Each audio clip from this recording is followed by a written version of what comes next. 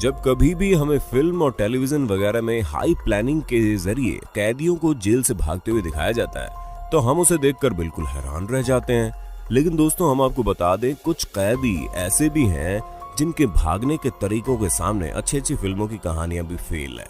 और आज हम आपको कुछ ऐसे ही शातिर कैदियों से मिलवाने वाले हैं जिनके बारे में जानकर आप पूरी तरह से हिल जाओगे, क्योंकि ये कुछ ऐसे लोग हैं जिनके दिमाग का वाकई में कोई जवाब नहीं है। तो दोस्तों, देर किस बात की है, चलिए शुरू करते हैं आज की रोमांचक वीडियो। हाँ, वीडियो को लास्ट तक जरूर देखिएगा, क्योंकि लास्ट में आप एक ऐसे कैदी के बारे में जानेंगे जिसने 4 बार अलग अलग तरीकों से जेल से बाहर निकलने में सफलता हासिल की। अल्काट्रेज एक ऐसी जेल जो अपने सख्त कानून और पाबंदी के लिए जानी जाती थी, क्योंकि इस जगह से बाहर निकल पाना मुजरिमों की बस की बात नहीं थी।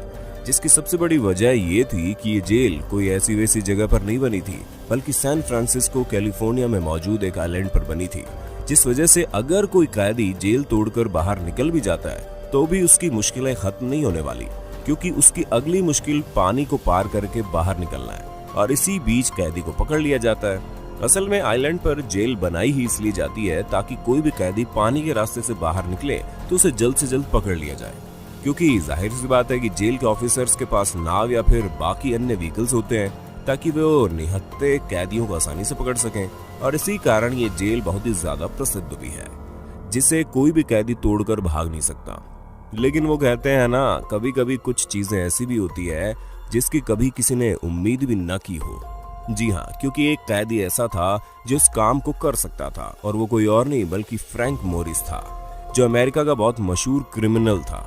और ये कुछ ऐसे 2% लोगों में से था जिनका दिमाग कुछ ज्यादा ही चलता है, और इसी कारण इन्होंने इस बेहद ही खतरनाक जेल से बाहर निकलने का फैसला किया, जिसमें इन्होंने अपने 2 साथी कैदियों को भी शामिल किया।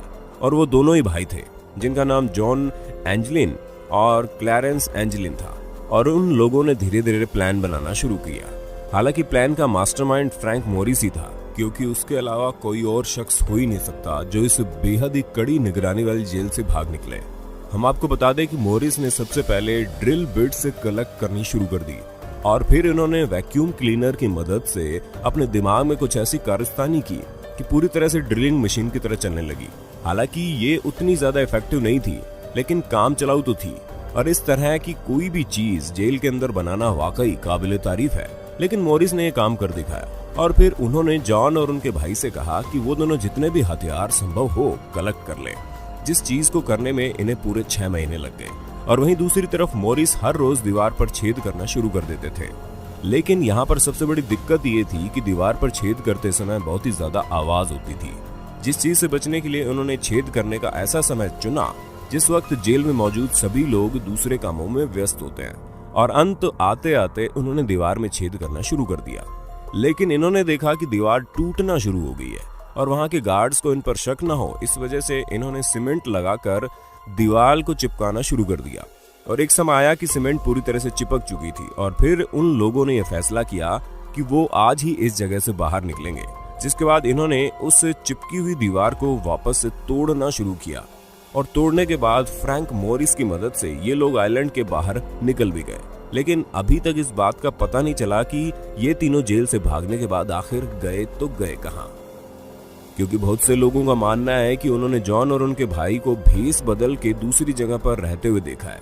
लेकिन अगर वो लोग जिंदा है तो फ्रैंक मोरिस कहां है, ये सवाल सभी के मन में लगातार आ रहा है। लेकिन हमें तो नहीं लगता कि इस कांड के इतने सालों बाद अब वो मिलने वाले भी हैं। तो दोस्तों, आपको अपने होस्ट और दोस्त सैम की इस वीडियो में मजा तो आ रहा है ना? अगर आ रहा है तो साथ ही इस वीडियो को लाइक करते चलिए, ताकि इसी तरह के और भी शातिर चोरों को आप देख सकें। दोस्तों, आप लोगों ने 3 लोगों को पूरी तरह से प्लान करके भागने के इंसिडेंट को तो देख लिया, लेकिन अब हम आपको जिस रशियन मैन की कहानी सुनाने जा रहे हैं उसका तरीका थोड़ा हटके था। जी हाँ, रुस्तम शकरुडिनोव नाम के एक व्यक्ति जिन्हें जेल में चोरी का इल्जाम में लाया गया था, उनकी उम्र मात्र 25 साल की थी। लेकिन इनका दिमाग और शरीर दोनों एक दूसरे से मेल नहीं खाते थे, क्योंकि जहाँ ये बिल्कुल लीन बॉडी के फ्लेक्सिबल इंसान थे, वह इनका दिमाग इनकी उम्र से भी ज्यादा तेज था। और इसी कारण दोनों के कॉम्बिनेशन से इन्होंने जेल से बाहर निकलने की एक ऐसी तरकीब निकाली जिसके बारे में नॉर्मल इंसान नहीं सोच सकता। अब आप खुद ही सोचिए, कोई अपने सेल के फूड डिलीवरी कॉलम से कैसे निकल सकता है? क्योंकि उसे तो सिर्फ खाना देने के लिए बनाया जाता है। लेकिन अब शायद ही किसी को यह अंदाजा होगा कि इस तरह के क्रिमिनल इस दुनिया में मौजूद हो सकते हैं जो इतनी छोटी सी जगह से खुद को निकाल लें। हालांकि इनके इस काम में सिर्फ एक ही चीज अड़चन बन रही थी, वो थे इनके कपड़े, जिसे इन्होंने पूरी तरह से उतार दिया और सिर्फ अंडरवियर में इस छोटे से होल से बाहर निकल गए।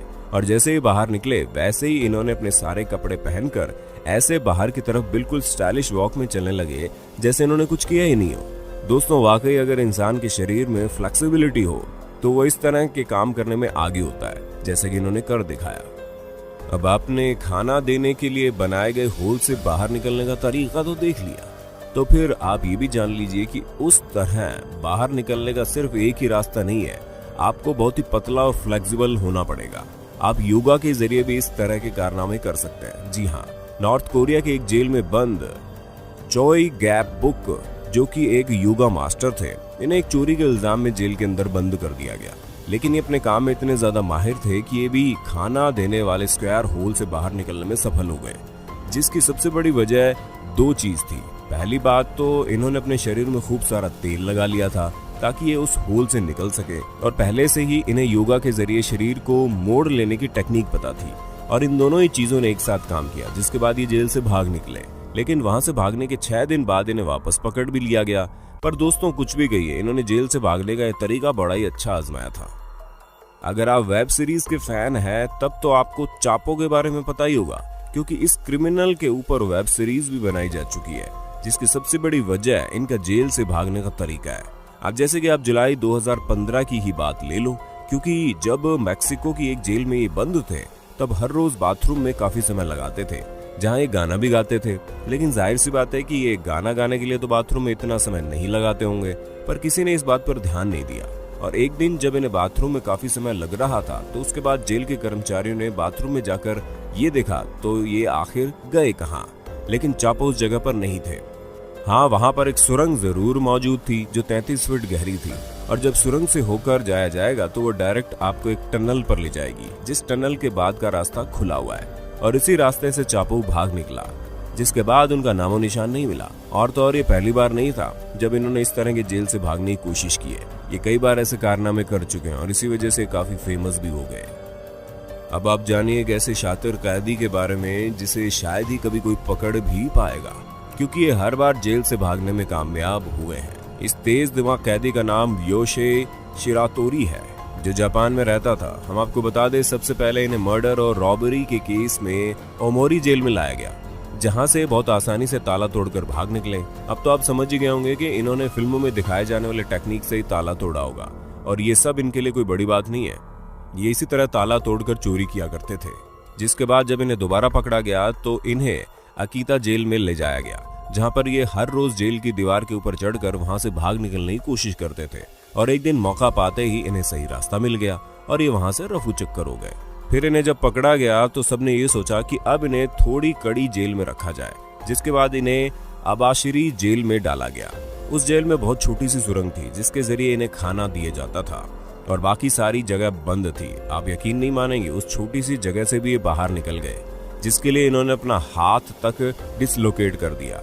अब आप समझ सकते हैं कि कितने शातिर इंसान थे। लेकिन दोस्तों, किस्मत खराब होने की वजह से इन्हें दोबारा पकड़ लिया गया और इस बार इन्हें सैप्रो जेल में बंद किया गया, जहां पर इनकी सेल के बाहर 6 लोग तैनात किए गए जो हर वक्त इनके ऊपर नजर रखते थे।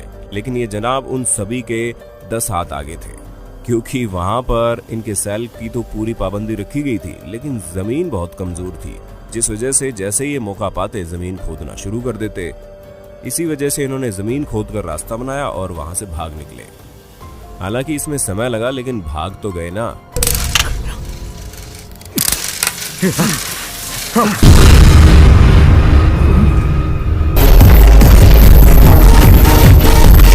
अब दोस्तों, आप हमें कमेंट करके बताना मत भूलिएगा कि आपको जेल से भागने का सबसे बेहतरीन तरीका किसका लगा। और ऐसे इंटरेस्टिंग वीडियो लगातार देखने के लिए हमारे चैनल को लाइक, शेयर, सब्सक्राइब जरूर कर देना। धन्यवाद।